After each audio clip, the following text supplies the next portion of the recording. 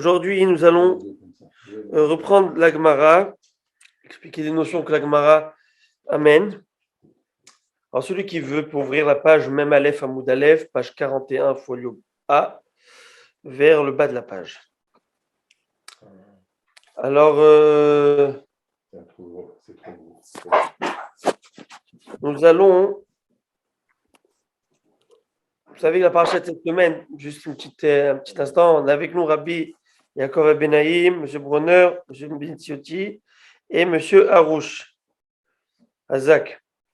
Alors, comme ça, la paracha de cette semaine va parler de la mitzvah, des mitzvahs des Kohanim, essentiellement les Kohanim, les lois des Kohanim. Les Kohanim n'ont pas le droit de s'impurifier, pas le droit d'entrer dans un cimetière, n'ont pas le droit de s'impurifier pour tout mort, à part pour leurs proches, les 7 proches, leur épouse, leurs enfants, parents. Et le Kohen Gadol ne peut s'impurifier en pour personne. Kim Nishero Akarov Elav. On va voir le Kohen Gadol pour personne. Qui Nézer Elokav al Rosho, il a la couronne d'Hachem sur lui. Le Kohen Gadol, c'est spécial. Et on retrouvera que, bien sûr, le Kohen Gadol, lui, pour le mariage aussi, d'abord, les Kohanim normales n'ont pas le droit de se marier avec une femme divorcée. Un Kohen n'a pas le droit de se marier avec une divorcée.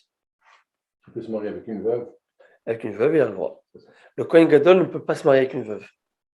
Kim Betula B'Amar. Kohen Gadol. Alors, c'est quoi le Kohen Gadol? C'était le Kohen en titre, le big boss, j'allais dire le patron du Beth Amikdash. C'est le Kohen Gadol. C'est comme le premier Kohen Gadol, c'est Aaron à Kohen. Puis tous ces, j'allais dire pas les commis, mais tous ceux qui sont, tous les autres Kohanim vont faire autre chose. Mais il y avait des rituels qui n'étaient permis que par le Kohen Gadol. Par exemple, le rituel de Kippour, ce n'est que le Kohen Gadol qui faisait ce rituel. Tout le service, une fois par an. Par contre, mais c'est le Kohen Gadol, il venait tous les jours faire ce qu'il avait à faire. La kétorette, l'encens, allumer les nérotes de la menorah. N'est-ce pas? Laver, donc c'était l'autre Aaron Tanerot Ben Arbaïm avec Tirena, et il fallait le faire le matin, l'après-midi. Donc il y avait maintenant le Kohen, à part ça, tous les autres korbanot. Disons que vous amenez un korban, il n'est pas obligé de le faire. Un Kohen le fait. Par contre, mais si le Kohen Gadol il veut, il est là. C'est lui qui a préséance. Ah, s'il veut le faire. Surtout, c'est le Shalom Aleichem Rabbi Momi. Comment ça va? Alors d'abord, on félicite encore Rabbi Momi et son épouse pour la vérité. Je suis resté pour le Chagat Maot. Ah, vous nous avez, comme on dit, éclaté. C'est le cas de le dire. Baruch Rabba. Baruch Rabba, Mamash. J'ai dit que c'était top. En tout cas. Maintenant, vous avez raison, vous savez quoi? Je vais vous prendre un petit verre, ça ne vous dérange pas. Il prend les choses en main, mais Rabbi Momi direct, c'est pas la blague. Alors maintenant, le Kohen Gadol, il faut savoir par exemple que, comme j'ai dit, c'est que le seul qui a même à faire les korban de Kippour. Sans lui, il n'y a pas de korbanot. On en mettait selon les Chachamim disent qu'on en mettait. Il y avait 2 Kohen Gadol le jour de Kippour. C'est-à-dire quoi? Il n'y avait pas de 2 Kohen. Il y en avait un au pire, Sichas de Shalom. Le Kohen Gadol devenait impur. Il y en avait un deuxième qui prenait la place. Maintenant, donc, c'est toutes les mitzvot en rapport au Kohen. C'est compliqué pour un Kohen. C'est vraiment compliqué parce que c'est une halakha qui est vraiment d'actualité. Un Kohen n'a pas le droit de se marier avec une divorcée. Aujourd'hui, si tu découvres, tu t'assois, tu découvres une fille et tu pars avec elle et tu apprécies, tu vas voir qu'elle est divorcée. Tu peux pas. Tu vois qu'elle est convertie. Tu ne peux pas.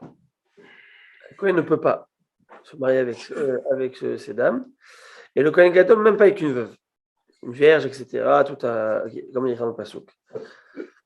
Maintenant, il y avait une histoire à l'époque du Noda Biyouda, c'est Rabbi Cheskel Lando, un type, un athée, un gars qui s'est complètement détourné de la religion. Il s'est trouvé une femme, je pense qu'elle a été divorcée, lui il était Cohen si je ne m'abuse, si je ne me trompe pas, et il a fait il voulait se marier. Donc, il a demandé au grand rabbin de le marier. Bien sûr, il a dit pas du tout. C'est interdit. Tu peux pas marier un Cohen avec. Il est parti voir, je crois qu'elle s'appelait Marie-Thérèse. Je crois que l'impératrice là-bas en Autriche, je ne sais moi, c'était une impératrice. Je crois qu'elle s'appelait Thérèse, Teresa. Et il a fait, lui, il était très proche du gouvernement. Il avait ses passes, ses contacts. Donc, elle a convoqué le Rav, elle a obligé à lui faire le mariage. Alors, tout le monde était invité, il y avait du monde. Ils ont dit comment le Rav va s'en sortir de cette situation. Pas de problème. Écoutez l'intelligence du Rav. Elle a dit allez, maintenant, on prépare la choupa, préparez-vous. Alors, prenez la bague, maintenant, il répète après moi. Aréat, vous savez, Aréat Mekoudeshet. Aréat Mekoudeshet, il répète Aréat Mekoudeshet. Kedat, nous on dit Kedat Moshe Israël, selon la loi de Moshe Israël. Kedat, Madame Thérèse. Il a dit, mais oui. Il dit, mais c'est quoi? Il dit, bah, elle m'a demandé, je fais Kedat Madame Thérèse. Vous êtes mariée selon Madame Thérèse Bechavot, l'impératrice Thérèse. Et qu'est-ce que tu vas te plaindre que vous ai marié? Qu'est-ce que tu vas lui dire? Au nom de la reine. J'ai fait ce qui est demandé, au contraire. Et là, il a commencé. Et il a dit, voilà. Il n'y a aucune valeur. Bien sûr. De toute façon, il y a. Non, de toute façon, il y a. Non, alors, c'est très intéressant, c'est qu'un Cohen qui se marie avec une femme, divorcé, c'est un sourd.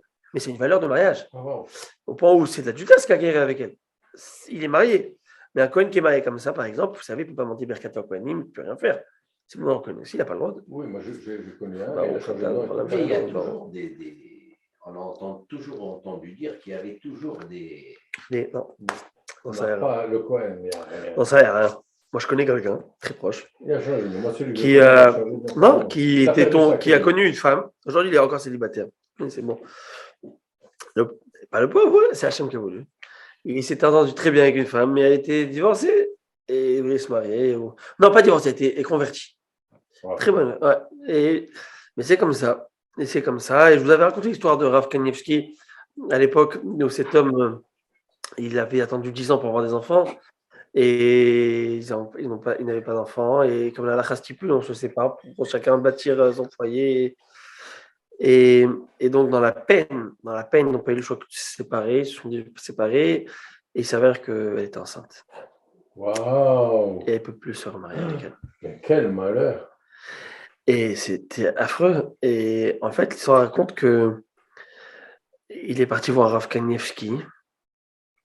Il est parti voir Rav Eliashiv. Rav Eliashiv, il a dit, écoute, la halakha, c'est ce que tu veux, mais on ne sait jamais, va voir Rav Kanievski, mon gendre, Qu'est-ce que tu veux attendre quoi? Un miracle, qu'est-ce que tu veux? Un Cohen, elle est divorcée, même si ta femme. Même si c'était sa femme, c'est mort. C'est-à-dire que si c'est une femme israélienne que tu as divorcée, c'est une mitzvah de la remarier. C'est une mitzvah d'être Marzir Gerushato. Mais pas pour un Cohen. C'est une mitzvah de revenir avec. Moi, je connais quelqu'un qui était Marzir Gerushato. Et ils ne se sont pas entendus. Et après, le deuxième mariage, a boumé. Au Hachem. En tout cas, quand ils se sont séparés, tu sais, tu commences à te réaliser que ta femme et que ton homme, c'est pas. Et tu pensais que c'était. Et c'est comme aujourd'hui, là. On fait une pause. Quelle pause, là. Bon, en tout cas. Alors maintenant, on fait une pause. Qu'est-ce qui est arrivé avec ce couple? Et il est parti, il a dit, va prier à Kadash Baruch. Le Rav ouais, va prier au côté. Et prier, qu'est-ce qu'il y a à faire? Et il prie. Mais quoi, les larmes de son corps? Il n'y a pas quelqu'un, un homme qui le voit et il lui dit, qu'est-ce qu'il y a, monsieur? Est-ce que je peux vous aider financièrement? Quelque chose, il a tellement de peine. Il a dit, non, il lui a raconté l'histoire. Il fut touché. Il lui a dit, dis-moi, où ton père? Il dit, mon père, il est malade, il est aux États-Unis. Il dit, va le voir. Va le voir. Demande, va le voir. Et mon père, qu'est-ce qu'il va faire? Il est malade dans une hospice, là-bas, il est en train. Va le voir. Ici, Rav Kanievski, qu'il a rencontré comme ça. Il a donné ce conseil. Et ici, Rav Kanievski m'envoie là. Celui-là, il me dit ça. Prends un billet d'avion, il va le voir. Prends le billet d'avion.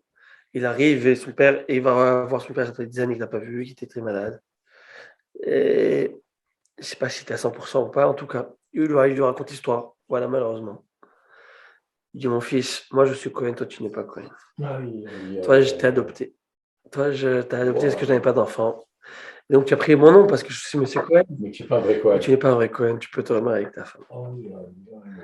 Et donc, regardez combien les Chachamim, Dolim à ces Chachamim. Par contre, moi je connais l'histoire d'un grand Rav qui s'est divorcé de sa femme, alors qu'il était Cohen, et après il a eu beaucoup de remords, parce qu'il est divorcé à cause de beaucoup de soupçons, de choses fausses, Pas maintenant, hein. Quand je dis je connais, ça veut dire dans les livres de quelques générations, hein, siècle et demi. Mais et il a eu des remords. Des remords parce que, comme vous dites, c'est mort. Dès que tu te divorces de ton épouse, en tout cas. Maintenant, donc ça, c'est par rapport à. Et c'est intéressant de dire, ouais, mais l'amour prime. L'amour prime, l'amour rend aveugle. Non, dans la Torah, oui, l'amour est très important. C'est la base de tout. Mais il y a des règles. Il y a, en rapport à ça, c'est pas dans le même contexte, pas dans le même ordre d'idée. Le Rav Zaks, Rabbi Zaks. J'aime beaucoup ce Rabbi Zaks. Zaks, Lord. Non, Saks, avec S. C'est Saxe. Rabbi Saks. Oui, le Rabbi Saks. Le Rabbi Saks. Parce qu'en hébreu, c'est Zayn. Bon, en tout cas. Il niftar. Il a un livre qu'on m'a offert. J'ai lu Shabbat. Et le titre, c'est Love, It's Not Enough. Love, It's Not Enough. Et il explique là-bas, de manière très, très bien, que Baruch Haba Rabbi Moshe. Baruch Hanimtza. Aïe, quel plaisir de vous voir. C'est tout à fait réciproque pour tout le monde. Mais vous rayonnez. Vous êtes gentil, merci. Alors, comme ça. À votre approche, tout le monde rayonne. Hazak, c'est gentil. Alors, Hazak. Alors, Abouda, je vous raconte l'histoire. Donc, le Rav Zaks, il écrit là-bas que l'amour n'est pas suffisant. L'amour n'est pas suffisant, il faut des règles. Il faut des règles pour structurer notre société, notre relationnel. Il faut des règles, c'est très simple. Et parfois, il dit, aujourd'hui, on tombe facilement, il amène un Canadien, justement, pédagogue, je crois plutôt psychologue, et qui dit quelque chose comme ça. On tombe dans le piège aujourd'hui. Ça, c'est très intéressant. J'allais dire plutôt même chez les jeunes parents. Dans le piège où on veut pas que faire plaisir à nos enfants, on veut amadouer notre enfant. C'est important, il y a une pédagogie à avoir, ça c'est pas shoot. Mais on veut que notre enfant aime, et parfois on va faire des choses qu'on sait que c'est pas bon pour lui. Et parce qu'on ne veut pas lui déplaire. On ne veut pas qu'il dise encore. Et c'est pas bien. Et on a l'impression qu'en faisant cela, au contraire, je l'aime, alors je l'aime, il va sentir que je l'aime beaucoup plus, il va sentir. Il dit non, il devient gâté, il devient ci, etc. Il dit non, c'est pas vrai. Au contraire, les structures que tu vas mettre en place, qui sont rationnelles, qui sont acceptables, je parle pas et qui sont au contraire pour le bien de l'enfant, eh ben, c'est ce qui va faire que cet enfant va te chérir un jour et va t'aimer un jour parce qu'il va comprendre avec maturité que tout ça c'était pour le protéger, le préserver, et au contraire, mais très facilement on tombe dans le piège j'allais dire, de rentrer dans un côté très copain avec notre enfant. Ah, d'accord. C'est une personne. Oui, bien sûr. Ah, d'accord, voilà, Zach. ותסייני רוח וישמע חרי כל רעש גדול. חרי כל רעש, חזק וברוך הבא רבי דוד. Quel plaisir de vous voir. La vérité, tiens, Tzadik, je sais que tu as dû laisser l'ordinateur comme ça, en plan, les enfants, la femme, et tu as dit, tu sais quoi, je vais au chion. C'est vrai ou pas? Ah, le falafel, c'était. Il fallait l'amener. C'était très bon. Hazak Baruch. Donc, cette idée que aimer, mais comment aimer? Comment transmettre? Et c'est très rachouv entre hommes, femmes, plein de choses. Nos enfants, éducateurs, élèves, que les règles sont très importantes. Preuve, c'est que toutes les lois de la Torah sont régies sur une base d'amour. Mais il y a des règles à cet amour. Ve'aftem et guerre. Amen, vous aimeriez le converti. 36 fois la Torah le répète. 36 fois elle répète. Vous aimerez le converti, vous ne lui ferez pas de mal, vous ne le vexerez pas. Elle répète. Pourquoi? Parce que vous étiez des étrangers en Égypte, vous savez ce que ça veut dire être étranger. Vous ferez attention à l'étranger, vous ferez attention à l'étranger. Alors que l'étranger dans le monde goy, l'étranger, moi je suis un patriote, toi tu es un étranger, toi tu n'es pas moi. Qu'on comprenne bien, hein. Ma famille. Voilà, donc ma famille, moi, c'est toi. Ok? Ça, c'est une philosophie goy. Le juif, au contraire. Le guerre, il est là, va l'aimer. Va l'aimer, tu dois l'aimer cet homme, tu dois l'amener vers toi. Il va, attention à toi si tu lui fais sentir, tu sais, toi, tu es une deuxième classe. Hein. Wow. Il va à toi. Au point où c'est écrit dans la Gemara, Kashin Gerin Israël Kasapahat. Oh, c'est dangereux, les guérim, les convertis pour l'Israël comme la sapahat. Sapahat, c'est une plaie. Ça veut dire que c'est dangereux parce qu'il faut faire très attention au kavod du converti.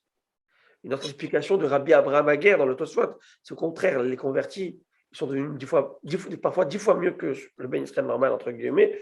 Et donc, c'est au contraire une leçon de morale pour nous en te disant, allô, lui qui vient de loin, qui a connu la Torah, regarde où est-ce qu'il est arrivé, et toi, où tu en es. Et on connaît, on voit ceux qui sont convertis vraiment, pas qu'on a la conversion à la NAS qui veulent le mettre en Israël maintenant, mais une vraie conversion, elle en donne. Hein, la personne, il faut voir combien elle s'acharne. Je connais quelqu'un qui est en train de se convertir, mais c'est un acharnement. Il faut voir. Ici encore, c'est assez simple. En France, si tu te convertis, c'est sûr que tu es un saint. C'est pas la logique. Ah, c'est 6-7 ans. 7 ans de conversion. Il vient de terminer sa conversion. C'est très rude. Moi, je connais. Hein? Et c'est très dur. Ça veut dire qu'il faut vraiment que tu veuilles te convertir, tu aimes la Torah et que tu en as pour quelque chose. Sinon, il faut apprendre. Vous savez combien de livres il faut apprendre? Et connaître et pratiquer des examens et des trucs et patati. Au Panama, Quoi? mon neveu qui s'est marié avec une convertie, Et mais ça a pris des années. Où ça, au Panama? Au Panama. Au Panama, oui, c'est aussi paraît-il qu'au Panama, si je ne m'abuse, c'est une quilla très religieuse, très dure. Il n'y a pas de. C'est très. Mais Baruch Hashem. Mais heureusement, d'un côté, pourquoi? Ça préserve. Ça te préserve. Ça te préserve ton Am Israël. Et d'un autre côté, selon le troisième avis, là, je vous donne deux avis. Un avis que Am Israël, que les convertis, il faut faire très attention à leur kavod. Deuxième avis, qu'au contraire, parfois, ils nous dépassent. Troisième avis, c'est que c'est une plaie. Pourquoi pour une plaie? Parce que pour ceux qui se convertissent mal, ils nous font couler après le bateau. On coule avec eux. Parce qu'aujourd'hui, ils font partie de la patrie, ils font partie du peuple. Et la nation, on les a acceptés. Alors, tu fais couler tout le monde. Et malheureusement, combien il y a eu. C'est pour ça que la Gemara nous dit dans la Yivamot, à l'époque de Shlomo Amelech, on n'acceptait pas des conversions. Pas de conversion à mon époque. Pourquoi? Les Juifs, c'est l'âge d'or des Juifs. Ils sont riches, ils sont beaux, ils sont trucs, ils sont ce que tu veux. Ah bah, tu te maries pourquoi? Mais convertis-toi pendant la Shoah. Convertis-toi pendant l'antisémitisme qu'il y a ici partout dans le monde, mais porte la kippa. Si tu te convertis là et que tu en veux vraiment, et prêt de subir tout, c'est ça que Ruth, la Moabite. Ruth, elle a dit quoi? Ruth, elle va se convertir, la grand-mère de David Améler qu'on va lire dans Shavuot.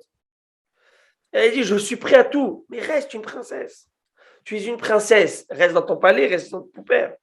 Ou tu iras, j'irai, elle dit à sa belle-mère Naomi, ou tu mourras, je mourrai, ou tu seras enterré, je serai. C'est très clair, je vais avec toi, mais tu es une pauvre, indigente, tu vas aller glaner. Tu t'imagines, c'est quoi une princesse? Et demain, tu dis, tu es une clocharde. Tu es une clocharde. Hein. Tu vas faire la manche. La honte. Et je le fais. Pourquoi? Pour ton Hachem, pour ton Dieu. Parce que je veux découvrir la Torah, je veux. Eh bien, c'est pas pour rien qu'elle a eu le Mashiach qui descend d'elle. Mashiach Hachem, David Amelech. Route à ma vie à cette déquête. Maintenant, je reviens à notre sujet et après, je reprends la Gemara. Ça fait quelques temps qu'on stagne sur ces dapim. Il faut qu'on mette le gaz, là, ça fait longtemps. Et alors, juste quand même, donc on a parlé de l'histoire des Kohanim. Dans la paracha de cette semaine aussi, il va y avoir toutes les fêtes, beaucoup de fêtes de la Torah vont être dites. C'est un passage qu'on lit durant les fêtes. Parachat est mort. On va lire la mitzvah de la Sfirat HaOmer, qui est dans la paracha cette semaine. Sartem Lachem, c'est dans cette semaine, les 50 jours. Et à la fin, il va y avoir un épisode qui est tragique. Le fameux épisode du Mekalel, le blasphémateur. Le blasphémateur. Justement, on en a parlé le dernier cours, vous vous rappelez, les 7 mitzvot Noachid. Une des mitzvahs Noachid que même le Goya, c'est de ne pas blasphémer le nom de Dieu. Nous avons appris. Pas voler, pas tuer, ne pas blasphémer le nom de Dieu. Et bien là, il va y avoir un homme qui est fils de Shlomit bat Divri, une femme qui. La Torah nous dit comme ça. Midrash nous dit que toutes les femmes juives en Égypte ont gardé leur pudeur et leur dignité. Personne n'a été souillé, à part une. Une qui s'est laissée souiller. Elle s'appelait Shlomit bat Divri. Rien dit ce nom, c'est pas un nom lambda. Shlomit, ça vient du mot shalom. Divri, parole, dibour. Elle était là en train de voir les officiers. Hello, hi, how are you? Comment ça va? Cet officier va abuser d'elle. Lorsque son mari va rentrer à la maison, il va remarquer qu'il y a eu quelque chose. Il va lui faire la remarque dans le chantier. Il va dire ah oui, et là il va lui donner des coups. Moshe Rabbeinu qui sort, vous vous souvenez qu'il a tué un Égyptien? Ouais, C'est celui-là. Il dit Vaïfen ko vacho, il s'est tourné à droite et à gauche pour voir qu'il n'y ait personne. Nos sages nous disent qu'il a vu ce qui s'est passé à la maison. Et avec ça, tu oses lui faire ça maintenant. Déjà, tu as soigné sa femme, mais maintenant tu as ça. Moshe Rabbeinu n'a pas supporté, il a tué un de spots. Il a tué. Shema Meforach s'est écroulé. Tu ne peux pas faire ça. Malheureusement, du fruit de cette union, de manque de chasteté, et ben voilà, un enfant qui va naître. Est-ce qu'il est juif ou il est juif? Est-ce qu'il est affilié à un chevet, à un tribu? Non. Pour être affilié à une tribu, il faut avoir un père juif. Réhouven, Shimon, Lévi, Yehuda, Issachar. Lui, son père, c'était Christian l'Égyptien. Donc lui, il est juif. Alors, il a mis ça. Chachamim nous donne deux raisons pour ce qui s'est passé chez lui. Une des raisons, c'est que il a mis cet enfant, donc cet homme, il a mis son camp, son campement, sa tente, dans la tribu de Dan. Sa mère venait de Dan. Et les gens de la tribu ils disent excuse-moi, ta place, elle n'est pas là, elle est autre part, en dehors du camp, pas ici en tout cas. Il y a des règles. Ça fait partie des règles, c'est aussi simple que ça. Ah, c'est les règles. Et comme je vous ai dit, les règles, c'est ça qui régit une société. Sinon, c'est l'anarchie, sinon, c'est la cacophonie, sinon, il n'y a plus rien. Donc, il y a des règles, et c'est comme ça. Il y a des raisons à cela. Vous savez que, par exemple, il ne peut pas devenir roi, etc., etc. D'accord? Très bien. Donc, il y a des raisons pourquoi, j'allais dire, on étiquette. Toi, tu es Rouven, toi, tu es Rouven, toi, tu es Shimon, tu es Shimon. Lévi, tu peux être Cohen, etc., etc., etc. D'accord? Mais ça n'a rien à voir, ça ne fait rien. C'est comme quelqu'un qui moi, je ne suis pas Cohen, alors. Je me mets autre part. Chacun sa place. Et lui, peut-être qu'il ne sait pas ce qu'il voulait. Et lui, au tribunal, donc il était chez Moshe Rabbeinu. Tu vas chez Moshe Rabbeinu. Bedine de Moshe Rabbeinu. Moshe Rabbeinu te dit quelque chose. Tu acceptes ou tu n'acceptes pas? Moshe Rabbeinu, Moïse, il te parle. Alex, Moïse, il te parle. Alex, il te parle, Moshe Rabbeinu. Tu lui embrasses les pieds, tu embrasses les pieds. Après Hachem, c'est lui. Mais il n'y a pas de. La parole de Dieu sort de lui. Il a dit, il n'a pas accepté. Il n'a pas accepté. Il n'a pas accepté que Moshe lui dise non, tu ne peux pas. Certainement, il a dit avec toute la diplomatie que Moshe doit avoir. Et il est sorti, il a blasphémé le nom d'Hachem. Moshe, il voit ça, il n'est pas au courant de qu'est-ce qu'on fait de. C'est quoi ça? Hachem, il dit Orgamou Bavanim, qu'on le lapide. Wow. Et il fut lapidé. Il fut mis en prison. Première fois qu'on retrouve la prison dans la Torah, on l'a interné pour le regarder, pour savoir qu'en est-il. Puis après, on l'a tué. Malheureusement, d'une mauvaise parole de la mère, ça redescend sur l'enfant, la parole. C'est génétique, entre guillemets. Ça veut dire qu'il faut faire attention à ce que l'on fait, à nos actes, parce qu'il faut faire attention aux actes, parce que sinon, et surtout, c'est ce qu'il a vu à la maison, ce que tu veux. Maintenant, donc ça, c'est la paracha. Il y a beaucoup de choses, beaucoup de secrets, beaucoup de haïdouches dans cette paracha. On laissera le temps pour Shabbat, si Dieu le veut. Juste, je dis, le Dvar Torah de ce Shabbat, pour ceux qui étaient là à Shaharit et qui ont écouté le Dvar Torah que j'ai parlé 10 minutes, j'ai parlé on a parlé de la Havat Israël et j'ai parlé surtout de nos relations. Nos relations, je te souviens, je ne sais pas si tu étais là, David, si tu te rappelles. En tout cas, on parlait de cela. Savoir, tu peux avoir, la Torah te dit, tu n'haïras pas ton frère en ton cœur. Et la Torah, elle met un point d'honneur sur le cœur, comme pour dire que dans la vie, on peut avoir des problèmes. Il faut savoir sortir, extérioriser le problème, etc., etc. Et je vais vous dire quelque chose, je ne donnerai pas de nom, bien sûr, ça m'a touché parce que j'ai plusieurs personnes qui sont venues me voir en me disant, je vous donne trois complètement différents. Il m'a dit, je dois arranger mon problème que j'avais avec mon frère, ça fait 2 ans que je ne parle pas, par rapport à votre truc, je vais devoir changer beaucoup de choses dans ma vie. Et un autre, et encore un autre. Et là, j'ai pris conscience, j'ai dit à Kadosh Baruch Hu avant le Dvar Torah, et j'essaie de le dire avant chaque Dvar Torah en tout cas, de Moussar, fasse que ce que je dis, ça me change à moi, et je puisse transmettre le message à l'autre. Et c'est ça le Yesod. Lorsqu'on étudie la Torah, c'est pas pour que ça soit simplement de la philo. C'est pour pouvoir, tu as pris quelque chose, tu as compris quelque chose maintenant, il faut que dans ta vie de tous les jours, tu l'amènes à quelque chose. Ça s'exprime. Tu peux pas changer du tout au tout, mais ne serait-ce que ça s'exprime à quelque chose, ou ne serait-ce qu'à méditer sur cette idée. Médite un petit peu, essaie de voir qu'est-ce que tu peux faire. l'échelle de ce que tu peux faire, ce que tu as dans tes capacités, fais-le, fais un petit peu. Ça, c'est ce qui est très, très, très, très chaud. Maintenant, on avance ce que la Gemara va nous dire. Maintenant, on revient du Moussard, on rentre, on va plonger tête devant dans la Gemara, dans la mer du Talmud. Est-ce que vous êtes prêts ou pas? Oui. Allez, on y va. Alors là, on y va. La Gemara nous dit comme ça. C'est très intéressant, vous allez prendre beaucoup de sujets aujourd'hui. Chose exceptionnelle. Nous avons parlé de ce fameux passage qui nous dit Eretz Rita Osora, une terre que pousse le blé, l'orge, le geffen, le raisin, Téna, la figue, Rimon, la grenade, Eretz Zelchemen, une vache, une terre où pousse l'olive, l'huile qui donne l'huile. Voilà, l'olive qui donne l'huile d'olive, et le vache et le miel qui est de la date. Très bien. Donc on parle des 7 fruits d'Eretz Israël. Et sur ça, moi, elle a voulu dire par rapport à Rabbi Yehuda qu'on doit une priorité aux fruits d'Eretz Israël lorsqu'on a plusieurs aliments qu'on va manger, et plus encore, pas simplement priorité aux aliments d'Eretz Israël, mais même si j'ai plusieurs aliments d'Eretz Israël que je vais manger devant moi, je donne priorité à quoi? On va le voir, très intéressant. Tout de suite, on va le lire ensemble. Rabbi Yitzhak nous enseigne, tout ce qui est plus proche du mot Eretz, le mot terre, une terre où pousse le blé, orge, etc., une terre où pousse l'olive et la date, dès que le mot, plutôt le fruit qui est le plus proche du mot Eretz, c'est à lui qu'on donnera la priorité. Donc si par exemple j'ai une gaufrette devant moi et une gaufrette à base de blé et une olive, eh bien, chita, c'est le blé en premier. J'ai un cookies et j'ai des raisins, je dois prendre d'abord le cookies. Mais alors, si j'ai des raisins et j'ai une figue, eh bien, d'abord le raisin, puis après la figue, parce que je peux ne faire qu'une bracha. Je ne peux pas en faire deux, donc je fais ça. Mais si je veux manger que la figue, je ne veux pas de raisin, bah, tu fais que sur la figue. L'action n'est pas là, l'action elle est dans le cas où tu vas te servir de tout ce qui est là. Et qu'est-ce qu'il nous enseigne Rabbi Yitzhak? Je vais vous lire à Botaï.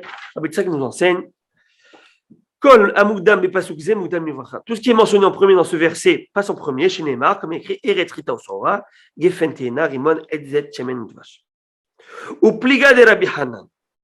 Et là, la Gemara va faire remarquer, c'est ça qui est intéressant, que cet avis, dans cet enseignement de Rabbi Yosef qui pense que ce verset est venu nous donner une priorité dans les brachot, eh bien certainement ça doit être en désaccord avec l'enseignement de Rabbi Hanan.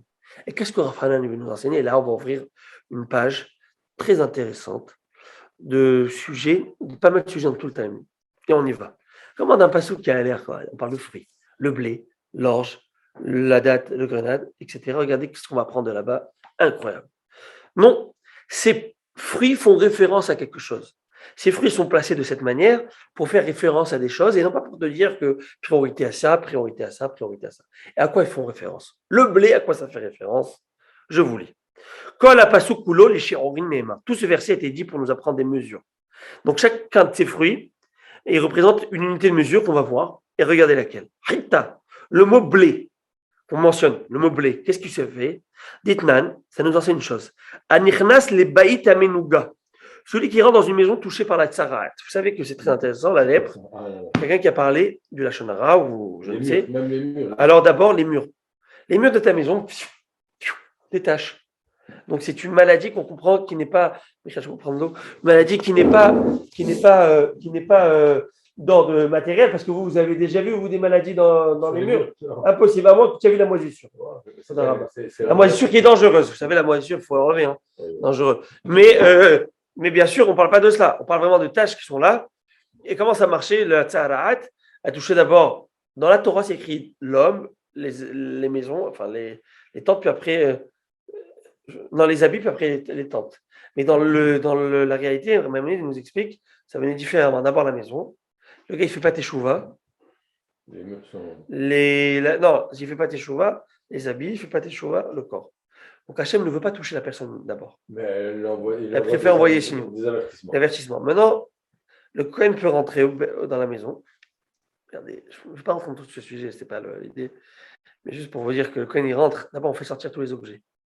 Parce que s'il s'est décrété que c'est impur, tout ce qui est dedans c'est impur, et elle la jette et brûle et fait, etc. Donc c'est incroyable comment... Ah, mais si c'est impur, tant qu'il n'a pas décrété que c'est impur, tout est dans la bouche, non pas du docteur, mais du Kohen. Dès qu'il dit que c'est une maladie de Sarah, j'allais dire, il y a une impureté, ceux qui rentrent, il devient impur, automatique. Et le Kohen peut rentrer?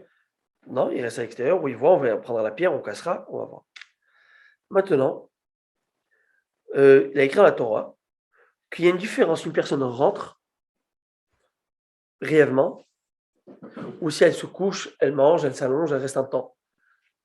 Il y a une différence dans l'impureté qui va être contractée. La quantité d'impureté qui peut se S'il coller. s'allonge, on va le voir, et il mange. S'il rentre tic-tac avec ses habits ne sont pas impurs. Ses habits ne sont pas impurs. Par contre, lui est impur, il y a elle est obligée, etc. Par contre, s'il reste un certain temps, tous ces accessoires qui sont sur lui vont être impurifiés aussi. Et ça fait une grande différence. Aujourd'hui, tu dis c'est quoi machine à laver, tu mets mikvé, tu mets ci, tu changes les habits, alors tu jettes le pan. À l'époque, les habits, c'est pas simple, d'accord? Il faut rentrer dans le contexte de l'époque. Maintenant, la Torah te dit comme ça, tout celui qui rentrera dans cette maison, moi quand je rentre habillé, est-ce que mes habits rentrent avec moi? Oui. Mais est-ce qu'on peut stipuler, on peut considérer que les habits sont ceux qui sont rentrés? Non, c'est moi qui est rentré, moi comme ils sont annexes à moi. Alors celui qui rentre est impurifié tout de suite. Mais ceux qui sont annexes, qui ne sont pas eux qui sont rentrés, on va dire, dans ce cas-ci, on va voir, il y a un temps pour qu'ils contractent l'impureté. Mais si par contre j'avais pris mes bijoux, à l'époque il y avait les bagues, les gens mettaient des trucs même, non, c'est devenu la mode, mais les habits, j'ai mis sur ma main, je ne les ai pas vêtus. Donc ils ne sont pas annexes, ils ne sont pas accessoires, ils sont vraiment. Et je rentre comme ça avec. Eux aussi, ça s'appelle comme ceux qui viennent de rentrer. Pourquoi? Parce qu'ils sont complètement dissociés à moi. Et aussi, ils sont impurifiés tout de suite. Donc ce sont des notions qui ne sont pas tellement d'actualité. Mais pourquoi je parle de ça? Pour nous dire que combien de temps il faut rester pour qu'on considère que tu es resté un laps de temps ou suffisamment pour que tout soit impur. Alors je vous lis, je vais vous lire dans les mots. Anichnas le bet amenuga, celui qui rentre dans une maison qui est touchée par la tsarat. Vekelav al-ketiafav, vesandalav et tabaotab yadam, avec ses vêtements pliés posés sur ses épaules, donc il n'est pas habillé avec ses et ses chaussures et ses bagues qu'il porte dans ses mains. Pas sur ses mains, dans ses mains. Donc il n'a pas enfilé ses bagues, il n'a pas mis ses chaussures. UVM temeim miyad. UVM temeim miyad, ça veut dire quoi UVM temeim miyad? Lui et eux deviennent tamés immédiatement. Pourquoi? Parce que les deux sont considérés, et l'homme est considéré comme quelqu'un qui est rentré, et les habits sont considérés comme des habits qui viennent de rentrer. Et écrit dans le pasouk que je n'ai pas ici. Dans les mains. Alors, parce qu'il les porte pas sur lui, il les porte pas vraiment. Il les a dans les mains. Donc, comme la Torah elle l'a dit, toute chose, tout qui rentrera dans la maison, ben voilà, eux aussi sont rentrés.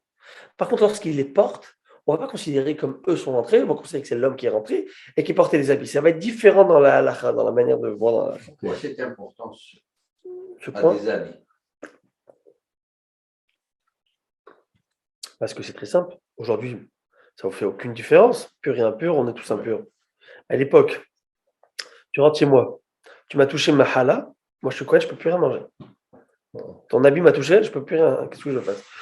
Donc tout était pureté et impureté à l'époque. Tout. Il y avait des mikvot, chaque point de rue. Il y avait des trous, les gars, faire un mikvé, faire un truc, c'était comme ça. Ah, et là on nettoie tout. Et ouais, il n'y avait pas le choix. Et parfois il faut brûler, parfois on ne peut pas utiliser. Donc il y a des lois. Aujourd'hui, ce n'est pas d'actualité parce qu'on est tous impurs. D'accord? Comment on fait pour les vêtements? Lui, il peut aller au mikvé, mais les vêtements. Aussi? Non, écrit, on les met. Ah ouais. On va voir, il y a des choses qu'on brûle, des choses qu'on met. On va voir. C'est un pasouk. D'accord? Vechibes begadav. Il lavera ses habits. C'est écrit un pasouk, c'est des pasouks qui sont clairs et nets. D'accord? Mais tout ça à l'époque.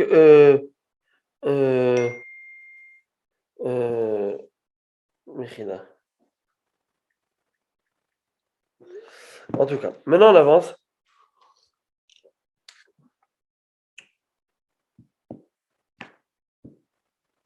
Alors, combien de temps il faut rester? Regardez comment c'est intéressant. Il faut le temps de rester, je vous lis. Aya la bouche lave, mais si tu es vêtu de ses vêtements, le sandalav, veraglav, et tabotav, et tzbaotav, et ses chaussures étaient à ses pieds, et ses bagues étaient à ses doigts, ou tamé miad. Alors il devient tamé immédiatement, mais eux, théorim, mais eux, il reste les vêtements et les chaussures qui sont sur lui, ils les portent. Ils sont purs jusqu'à qu'il reste le temps qu'il faut pour manger. Écoutez tous, c'est intéressant.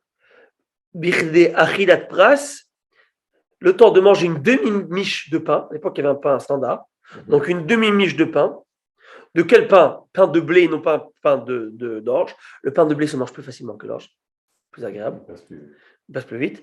Mais sève, et tout en étant allongé, veochlan, beliftan, et qu'il mange avec un accompagnement. Quand tu manges du pain sec sans accompagnement, sans sauce, quand tu le manges pas accoudé, C'est-à-dire que tu n'es pas concentré à que ça, tu prends plus de temps, tu vas avoir un truc à discuter. Mais si tu. Donc, en 2 mots, si vous voulez savoir aujourd'hui, on appelle ça environ, c'est 4 minutes. Ça s'appelle Keder Khilat Pras. Bref, c'est quelques minutes. Aujourd'hui, comme je vous dis, ce n'est pas tellement d'actualité. Très bien. Donc, tu vois que le mot hatta nous apprend d'ici, le mot blé, on apprend d'ici, nos rachamim ont défini que du mot blé, on apprend en rapport avec la tsaraat. Là, vous écarquillez vos yeux parce que vous me dites, où dans ce verset, là, tu me parles de tout ça. Je veux dire, où la Torah a juste fait les louanges et l'éloge des frères d'Israël. Où tu es rentré avec le blé, on a identifié une mesure du pain de blé, une demi-miche de pain de blé qu'un homme va manger avec sa sauce, etc., qui définit ce qu'il y a.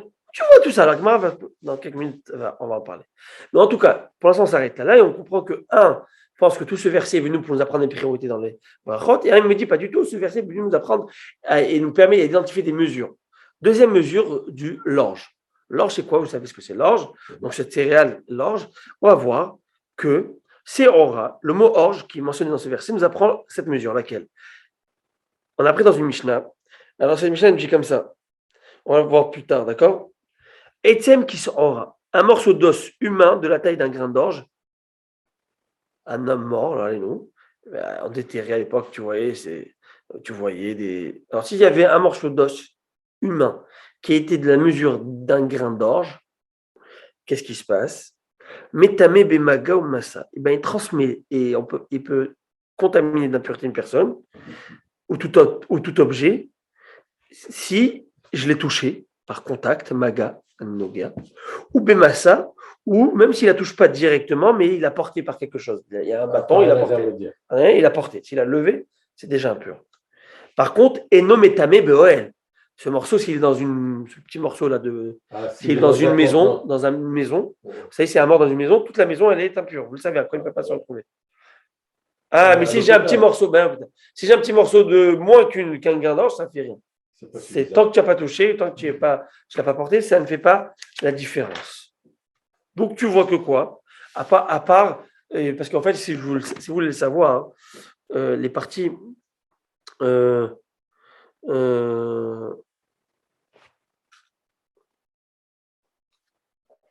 Alors, comme ça, il faut savoir que s'il y a la majorité du corps, même des morceaux d'os, la majorité du corps, il y a 248 membres. La moitié, c'est combien? Bon, bref, 125. Ok, on va voir que s'il y a ça, au minimum, au minimum, même des morceaux. Alors, allez, vous savez, avec les attentats, exactement. Alors, qu'est-ce qui se passe?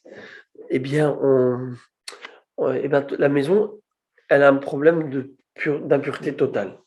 Ou même, par exemple, on va le voir dans la halakha, c'est rapporté que s'il y a juste le crâne, ou toute la colonne vertébrale, il y a des choses qui sont la structure même du corps. Et cela, ils rendent impur tout. Ou par exemple, la Gemara va dire les 2 jambes avec un fémur. Ça impurifie toute la. On a la honte qu'aujourd'hui, c'est pas l'actualité. Vous savez, en parlant des os et des fragments d'os, vous savez qu'en Israël, il y a une loi, une règle. En Israël, vous savez, comment ça s'appelle?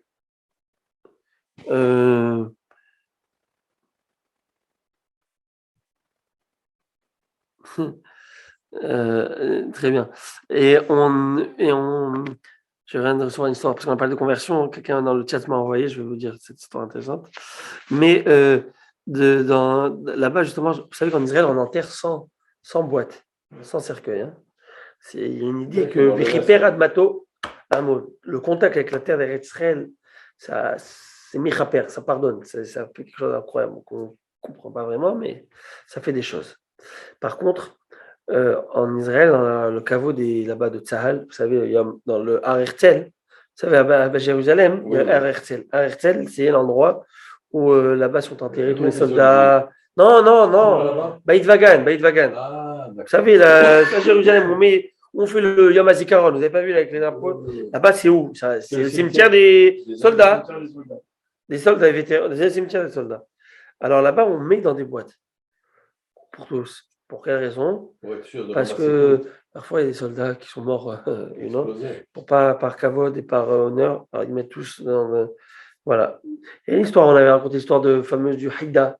Le Haïda, le Raphaël Yosef de Yazul, lorsqu'on l'a déterré à l'époque de Ramardechai Eliaou, C'était dans une boîte. Ils Wow. l'ont amené, ils n'ont pas voulu ouvrir la boîte. Ils avaient peur qu'il va ouvrir la boîte d'un tzaddik comme ça. Ils tremblaient. Alors ils ont fait des trous pour que la terre passe. Et sauf qu'ils ne savaient pas que c'était à l'endroit ou à l'envers, la tête. Et là, Raman Dechai Eliyahu, il a dit, le Haïda va nous dire c'est où. Haïda, aide-nous. Et là, ils entendent. Ils se sont remis en Là, place. ça fait pas 100 ans. Hein. Et il a eu le zérout qu'il y avait une place à côté du Haïda. C'était pour le Rav Goren. Le Rav Goren, c'était le Rav d'Eretz Israël, vous savez, celui de la Tzahal, en tout cas, qui aurait dû être enterré là-bas, mais Minachem, en fait, on a été enterré autre part. Et donc, la place a été pour qui? Pour le Rav Mordechai Eliyahu. Celui qui s'occupait de l'enterrer. Incroyable. Ils ont fait un petit mausolée là-bas, une petite, celui qui connaît. On avance. Donc, le mot Seora, ça me rappelle, c'était Halacha. Que moins qu'une Seora, c'est pas métamé. Bon. Geffen, la vigne. Pour nous apprendre quoi? Keder Revit Yain les Nazir. Ça nous apprend que quoi? La mesure pour qu'un nazir enfreint la Torah et transgresse au point de même d'être puni. Un nazir, c'est une personne qui s'est interdit de consommer de la vigne, tout fruit de la vigne ou vin. Et il se coupe pas les cheveux. Ouais, il ne doit pas se couper les cheveux. Alors c'est écrit dans la Torah que quoi? Que s'il a mangé un kazaït, on va le voir, ok? S'il a mangé un kazaït de...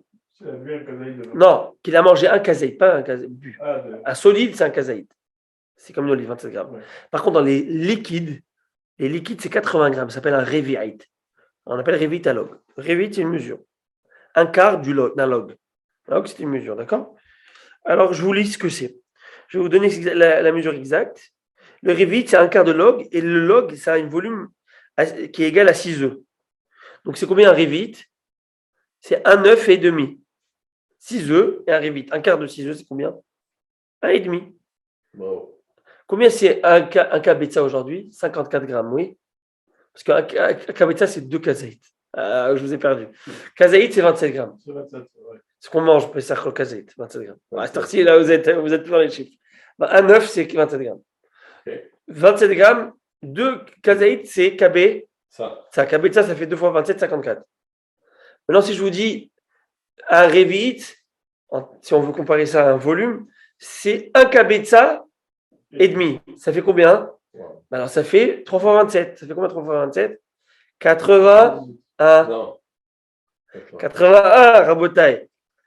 3 fois 2, 6. Non, Et 3 fois 27, vous avez dit. Oui, alors, 3 fois 2, 3 fois 20, 21, 60. 3 fois 7, 21, ça fait. 80. Et c'est comme ça que le Rabotaille s'est fait dire. À l'époque, tout le monde dit 86, mais il dit 86. Non, c'est 81 grammes. C'est ça, la mesure exacte. Alors, c'est écrit comme ça que le nazir, pour lui, habituellement, Michila, toute personne qui mange, quelqu'un qui t'attend, tu ne manges pas du porc. C'est quoi la mesure? Ne pas manger. Qu'est-ce que ça s'appelle consommation? Non, oui, c'est sûr que c'est zéro, mais être sanctionné, etc., c'est combien? Ah, c'est kazaït. C'est kazaït, bravo. Ou si tu te dis mange de la matzah, ça c'est kazaït. Consommation, chez nous, c'est kazaït, 27 grammes. C'est ce qu'on appelle kazaït. C'est la quantité. Toi, tu ne pas manger du juif. Hein? C'est la quantité minimum qu'on Ça s'appelle la consomme, bravo. Très bien. Maintenant, chez le nazir, le solide va être comparé comme un liquide. Ce n'est pas kazaït, mais c'est comme révit. Même s'il a mangé des épluchures ou des raisins ou je ne sais, ok, la petite peau, on va voir même les pépins. Et bien s'il a mangé pour la mesure d'un révit, d'accord? Je vous lis. Alors comment on va et quel révit? Un révit de vin. Un révit de vin, c'est pas pareil qu'un révit d'eau. Parce que le vin, c'est plus dense. C'est plus dense, plus lourd. Et Rachid, il y a un très beau Rachid, il te dit, tu veux savoir comment tu vois ça? D'abord, comment on fait pour mesurer un révit? Un solide. Comment je veux savoir si mon solide, il a révit? Comment je fais fondre? Non, je ne vais pas le faire fondre. Comment je passe au hachoir. Pas simplement, tu prends un verre et tu mets ici. Ah, la différence d'eau. La différence qui va tomber. Et bravo, la poussée. D'Archimède. Hazak. Mais il te dit, regardez. Tu remarqueras que le vin, l'eau, quand tu mets, elle est là, l'eau. Plein rabord, tu fais kidouche. Mais regarde, quand tu mets du vin, ton kidouche, il est galbé. L'eau et le vin, il ne coule pas directement. Tu remarques qu'il y a cette petite. Tu vois ça?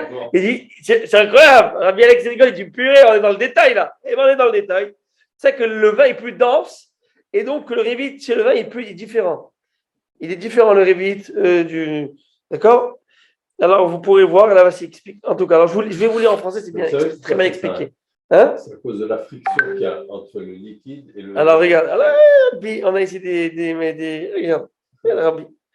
Alors, je vais vous lire parce que c'est très bien expliqué. Rachid explique tout ça, Matretsuka.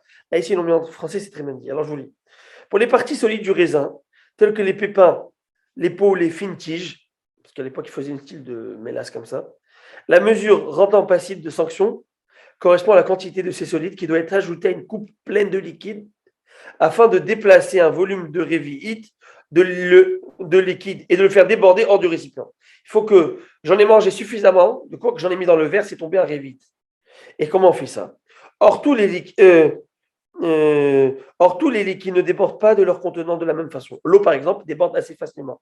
Dans le cas d'un liquide plus épais, une plus grande quantité de liquide sera retenue au-dessus des parois du récipient du fait de sa tension superficielle. Plus la viscosité du liquide est grande, Comme le miel. Hazak, exactement, plus l'importante sera la quantité solide devant être ajoutée dans le liquide pour faire déborder un vide. Le mot vin employé dans le verset nous apprend que le liquide dont on mesure le déplacement est le vin. Alors, je veux savoir, moi, combien de révites je dois mettre. Je veux savoir combien c'est interdit pour moi en tant que nazir. Je veux savoir quelle est la quantité Alors, mets là-dedans, dans ce verre, et ce qui va tomber, s'il y a un révite qui tombe, tu mesures un révite. Mais combien tu dois en mettre? Tu dois en mettre suffisamment pour qu'il y ait un révite qui tombe. S'il y avait de l'eau ici, tchic-tchac, ça tombe, tchic-tchac, ça révite. Mais et donc, il faudrait mettre moins de solide pour avoir un révite. Là, on te dit, non, c'est plus que 80 grammes. C'est un peu plus. Vous voyez ce que je veux dire? C'est un peu plus élevé. Je pourrais quand même manger. Oui, mais non, c'est interdit. C'est sûr que ça sourd. Non, ça sourd. C'est comme manger le porc. Ça sourd. Quand c'est chaud, à chaud, mais la Torah. Quelqu'un qui mange moitié d'une mesure, ça, il fait l'interdit de la Torah. Mais le pays là-haut, pas ici. Ici, il n'y a pas de punition. Proprement dit, il n'y a pas de sanction sanctionnable par la Torah. Okay. Donc, tu peux pas, on va pas te. Vous avez vu comment c'est? Quand ça a été fait volontairement, maintenant. Oui, bien sûr. Maintenant, très bien. Donc, vous avez vu comment. Donc, le mot fin, ça t'apprend qu'on fait la mesure par le raisin, le vin, et non pas par l'autre. Très bien. Théna, le mot figue, mentionné dans le verset, nous apprend quoi? Qui grogueret l'autre Shabbat.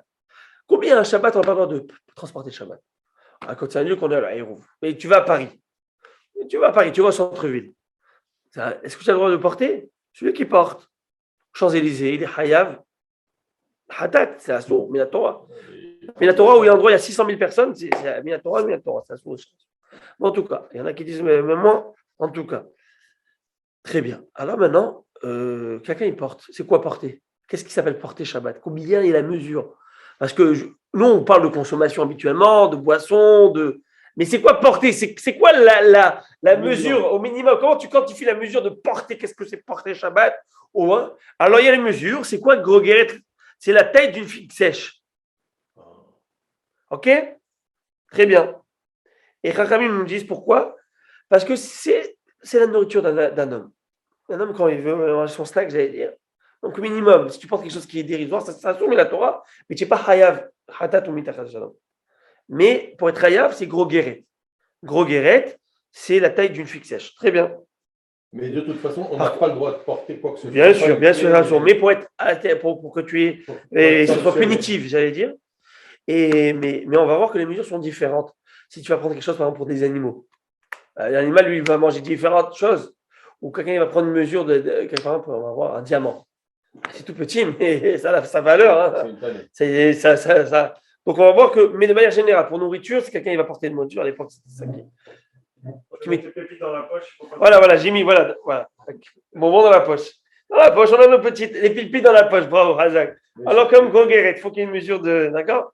Voilà, c'est pas poli. Hein. Bon, on avance. C'est comme celui-là qui dit. Je vous raconte la blague. C'est comme ça qu'on brosse.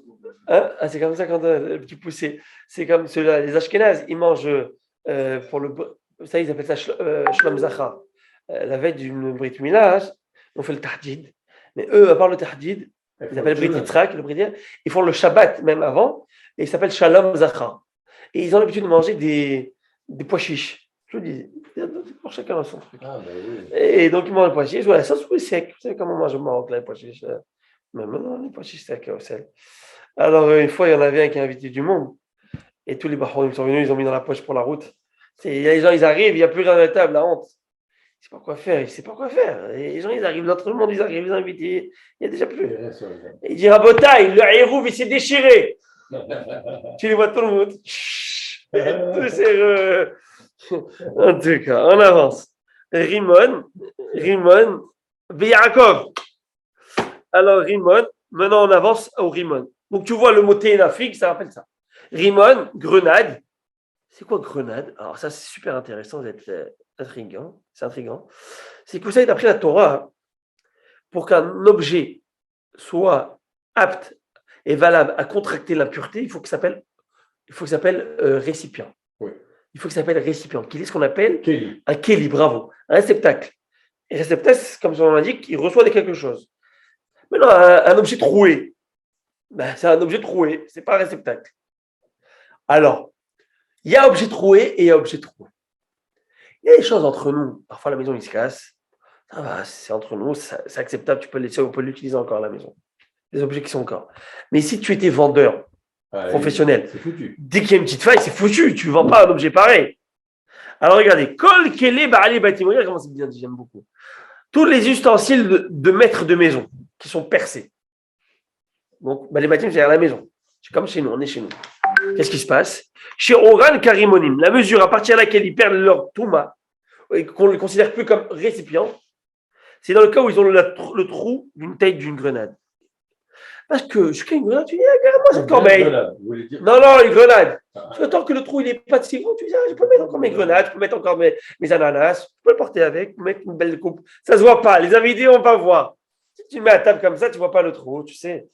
Tant que la grenade ne tombe pas. Et si ta grenade elle tombe, à quoi elle me sert déjà ce truc? Je peux rien mettre, et même ma grenade, je ne peux plus la mettre. Donc, vous voyez comment donc, ça s'appelle encore un récipient. Donc, il peut avoir la mesure d'une grenade.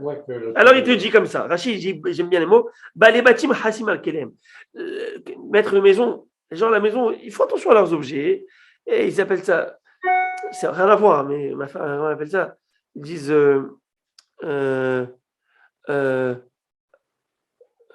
holder. Ceux qui aiment garder les choses. Vous savez, des holders. Oui. Alors, c'est cassé, mais c'est pile, mais c'est plateau, ça fait 40 ans, tu l'as. Garde-le, je l'aime bien celui-là. Mais tu ne l'utilises pas. Non, garde-le. Alors, les bâtiments, Rachid, il dit qu'ils font attention. Alors, il te dit comme ça, regardez comment c'est joli. Il dit un ustensile qui ne peut plus recevoir des céréales ou recevoir des légumineuses. Il te dit, c'est quoi, garde-le pour les olives. Parce que les olives, c'est encore. Après, c'est cassé pour les olives, il te dit, garde-le pour les noix. Quand tu vas le jeter, garde-le pour les nois. Les noix, c'est plus gros. Et les noix, garde-le pour les. Après, les grenades, c'est plus. Qu'est-ce que c'est? Fais le jeu de. C'est une passoire, comme ça. C'est un anneau, c'est un cerceau.